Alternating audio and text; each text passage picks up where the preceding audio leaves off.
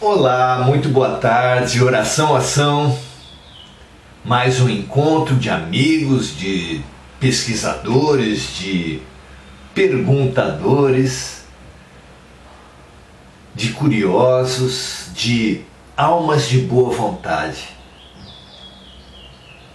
perseguidores da atitude da criança, que não deixam perder a paixão de conhecer a vida. Somos apaixonados pela vida, pelo outro, pelo ser humano, por nós mesmos.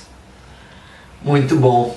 Apaixonados de todos os tempos, de todos os lugares, que estão aqui ao vivo, que vão assistir depois. Bem-aventurada, bem-vinda essa paixão. A autêntica paixão, a mais preciosa paixão. Muito bom. Hoje vamos estudar. No encontro passado estudamos a questão das simpatias e hoje vamos estudar as antipatias. A antipatia gratuita, um fenômeno que todos nós vivemos, assim como a simpatia gratuita, e que ninguém sabe explicar. A ciência do comportamento fala que as atitudes humanas, a personalidade, a atitude humana, vem de duas fontes. Uma delas é a influência do meio, outra é a origem genética. Ora, a influência do meio se exclui pelo fato de nós tratarmos aqui das antipatias que surgem sem que haja nenhum motivo, sem que haja um passado, algo concreto que justifique, que embase esse sentimento. Como explicar? Claro que se houve um histórico de conflitos,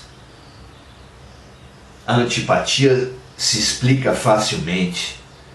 Mas há situações em que nunca vimos, nunca fomos prejudicados e algo nos diz que a pessoa não é digna de confiança. Como entender isso? Excluída a possibilidade de influência do meio, teríamos, segundo a teoria tradicional da personalidade no estudo do comportamento, que atribuir a antipatia gratuita a causas genéticas. Pois bem, a ciência jamais apontou essa possibilidade. Um gene da antipatia gratuita, um gene das simpatias e das antipatias. Jamais houve nada nesse sentido. Então, até o presente momento, a ciência se mostra incapaz de explicar esses fenômenos. Vamos buscar, então, uma visão espiritual desses fenômenos, particularmente hoje da antipatia gratuita,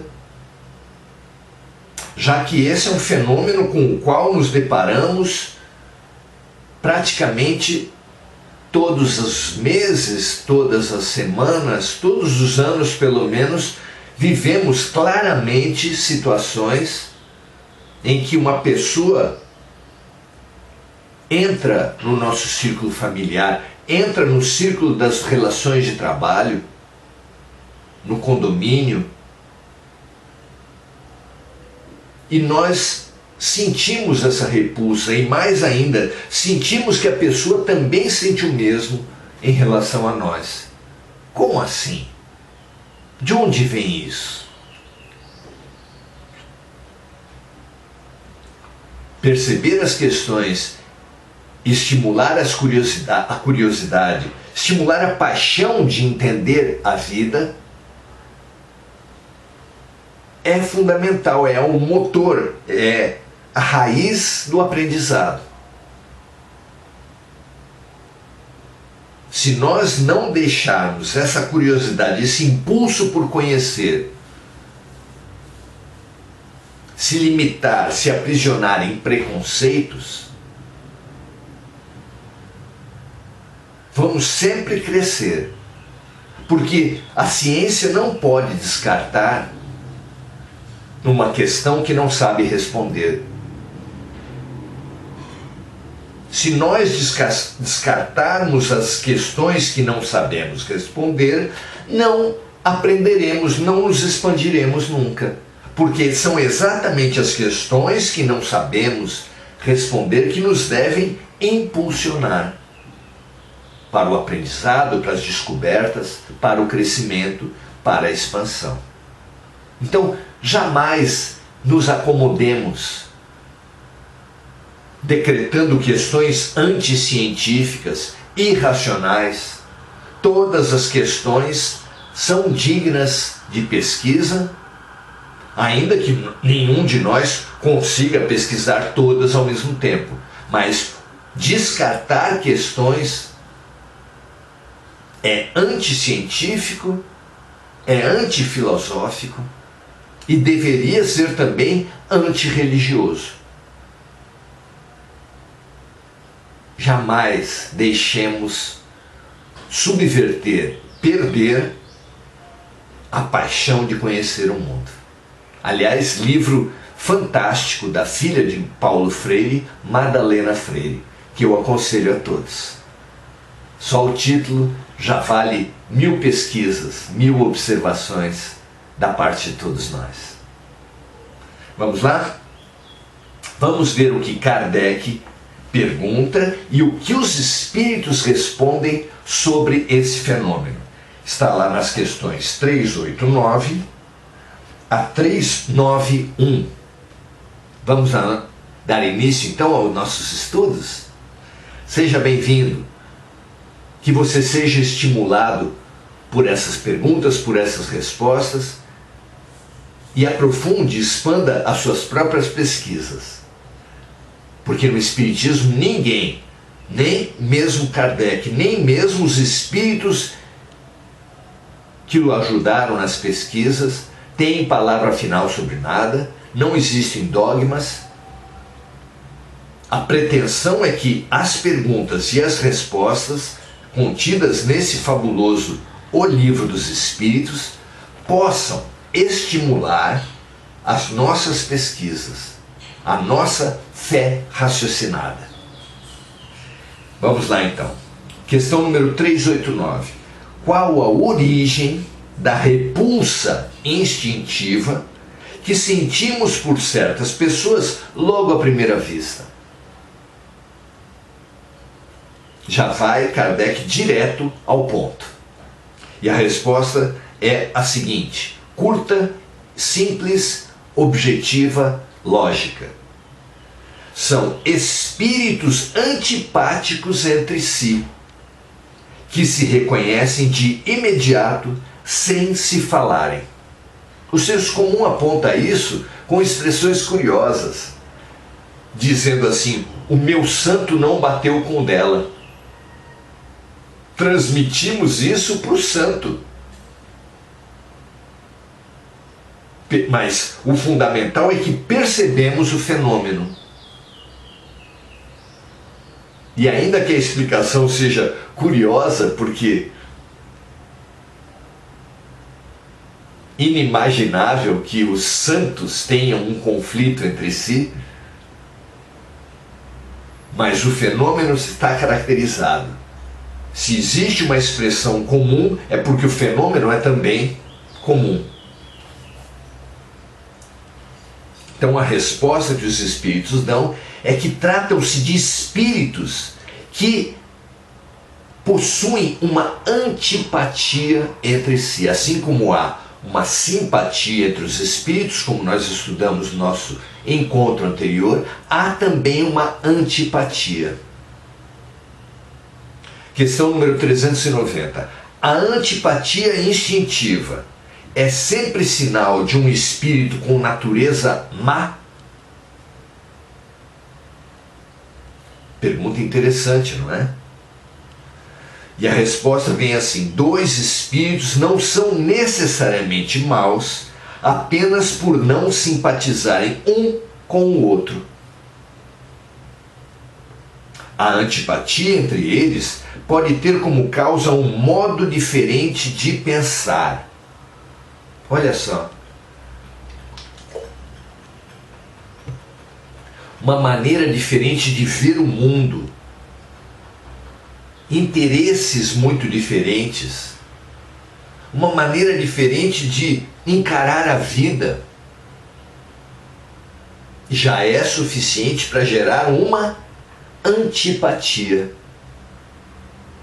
Porque as ideias, elas são semimateriais. Por muito tempo, a humanidade supôs que a luz era alguma coisa à parte da matéria. Há relativamente pouco tempo é que a ciência descobriu que a luz se expressa por átomos, que ela deu o nome de fótons. E é a movimentação desse fóton que caracteriza o jato de luz, que caracteriza a manifestação da luz. E da mesma maneira, a ciência vai descobrir, a humanidade vai descobrir, que existem também átomos, expressões materiais, energéticas do pensamento. E essas emanações energéticas, materiais do pensamento, porque energia é matéria é energia, são apenas estados diferentes de uma mesma coisa. Quando descobrirmos essa energia, essa matéria, que através da qual o pensamento se expressa, estaremos a um passo de uma segunda descoberta, que é a vibração. A matéria e a energia, através da qual o pensamento se expressa, possui uma vibração.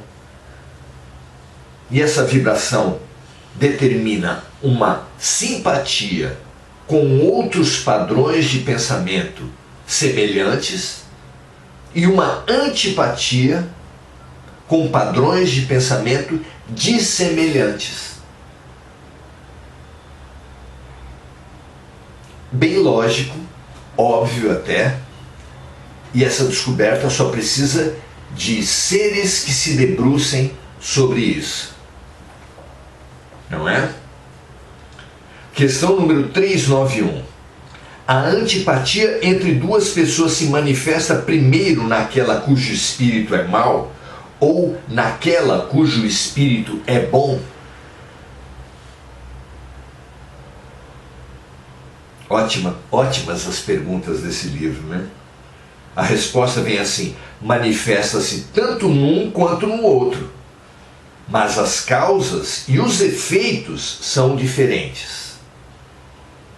O espírito mau tem antipatia por qualquer pessoa que possa julgá-lo ou desmascará-lo.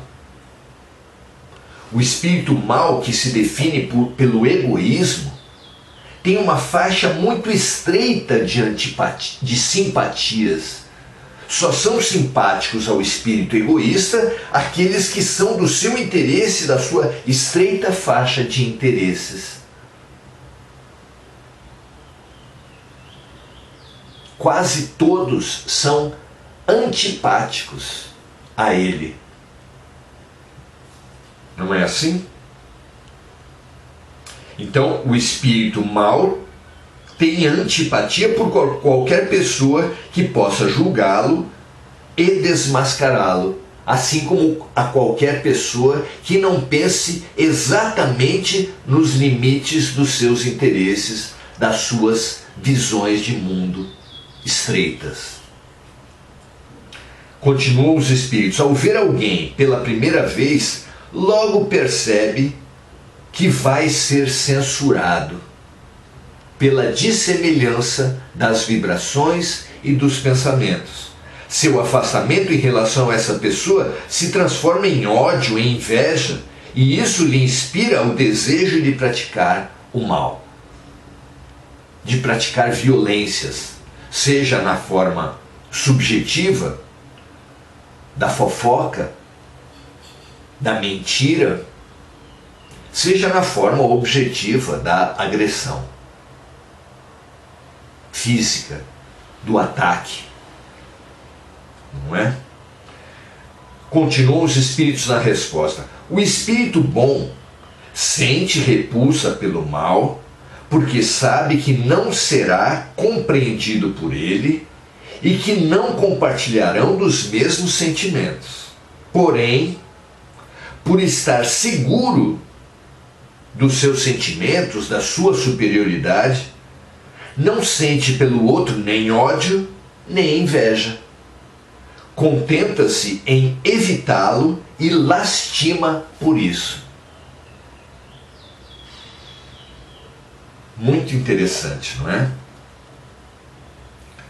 Todos temos simpatias e antipatias.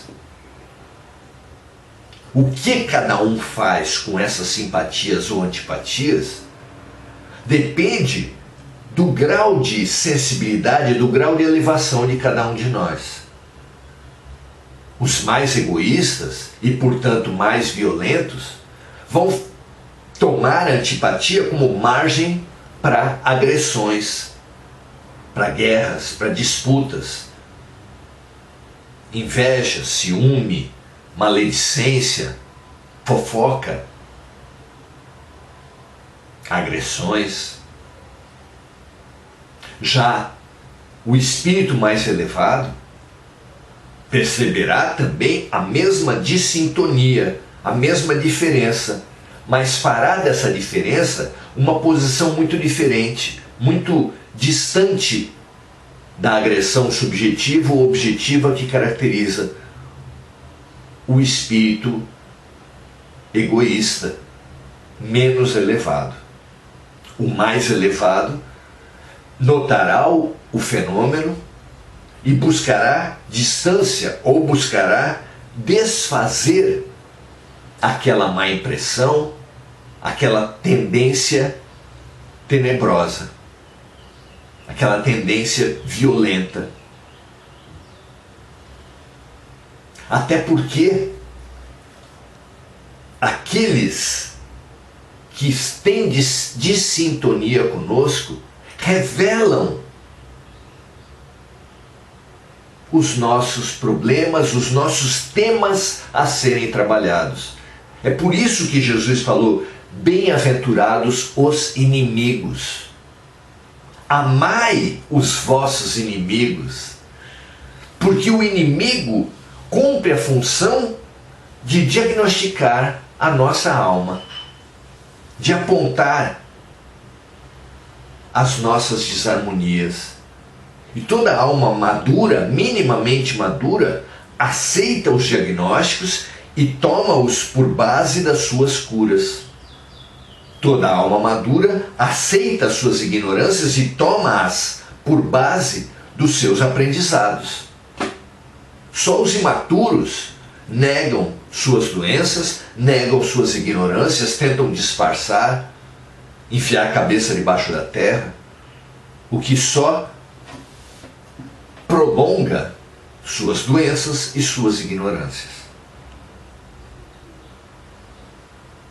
Podemos perguntar ainda, de onde vêm essas diferenças, essas dissintonias? Uma fonte é do presente e se dá em cima daquelas diferenças vibratórias estabelecidas pelos padrões de pensamento, pelos pontos de vista dissemelhantes entre as pessoas. Então algumas antipatias vêm do presente, do momento, mas outras antipatias vêm do passado.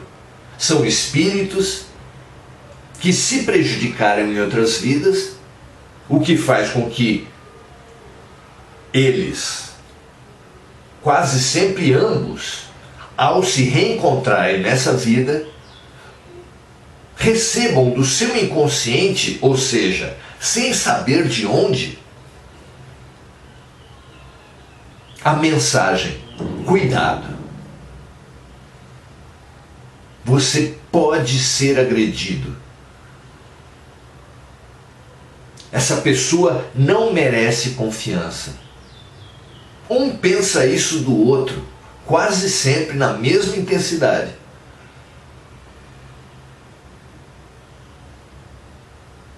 Então, dois motivos, um do presente e outro do passado. O do presente é apenas essa dissemelhança, como nós falamos no nosso estudo anterior, e do passado, essa dissintonia toma ares mais de fígado, mais de emoção, mais de repulsa. Enquanto que os do presente, a diferença de sintonia, vibram na faixa do racional, da razão. Aqueles que vêm do passado vibram na faixa emocional, poderosa, onde há propriamente uma repulsa mais clara, mais forte, daquelas pessoas, as suas atitudes, do que quer que ela fale.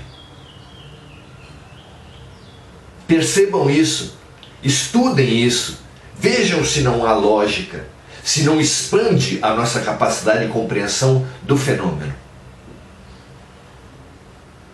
O que você acha? Não tem lógica? Não tem base? Não são ferramentas que ajudam cada um de nós a olhar os ambientes, porque isso acontece na família? Como falamos antes, a família é a usina de reciclagem de Deus, a família é usada por Deus pela vida para trazer espíritos dissemelhantes, espíritos inimigos, para que através do imperativo biológico, do imperativo cultural que manda filhos amarem mães e pais cuidarem de filhos, haja algum processo de dissolução das inimizades, dos ódios, das dissintonias, substituídos por causa do serviço mútuo, por causa do impulso instintivo e cultural por amar pais e filhos, uma diluição, uma amenização e talvez até uma superação desses sentimentos inamistosos que acontecem em família e que às vezes se revelam já em bebê. Há bebês que repudiam um pai ou ambos, e há pais que rejeitam seus filhos por não conseguirem reciclar suas tendências. Aqueles que percebem, trabalham essas tendências e buscam, às vezes pela vida toda, compensar as antipatias por filhos, trabalhando esses sentimentos. Não condenemos nossos pais por apenas não sentirem simpatia por nós. Até porque quase sempre nós também não sentimos simpatias por ambos ou geralmente por um deles. Especialmente respeitemos nossos pais, que nos são antipáticos, se eles buscaram neutralizar esse sentimento através da doação de bens, de presentes, da atenção equânime, ou seja, igual entre você e seus irmãos. Ah, mas apesar dessa atenção objetiva que ele nos dava, eu percebia que ele tinha mais afinidade com o meu irmão. Natural! Absolutamente natural. Se os seus pais, se um seu irmão tinha mais afinidade por outro irmão, por um primo, do que por você, se a sua mãe e o seu pai, a mesma coisa, tinha mais afinidade por um ou por outro, e conseguiu, num esforço de alma madura, tratar com justiça você, tratar com dignidade e lhe dar condições básicas de progresso, de aprendizado, de educação, de bem viver, os seus pais devem ser louvados e não acusados. Assim como seu irmão, seus parentes. Pense nisso. E busque você mesmo também, sempre que se deparar com uma antipatia, a missão de entender o outro lado, de buscar uma reconciliação, de buscar pelo menos um aprendizado com um ponto de vista diferente. Com isso, você crescerá, atenderá ao convite da vida, porque toda a diferença nos convida à expansão, e crescerá. Não tem lógica? Pense nisso. Vamos ver os nossos companheiros de estudo hoje, Gugu Souza, e sua constante gratidão. Que sentimento precioso. Gratidão por você também, Gugu. André Santos, muito bom estarmos juntos. Mônica Silva, nossa amiga do Semente de Luz. Marcos Magrelo, muito boa tarde, meu amigo. Luciana Moraes Toledo, boa noite. Enir Cajazeira, muito bom estarmos juntos. Mônica Silva, lembrando dos amigos desencarnados, que todos eles recebam os nossos melhores sentimentos.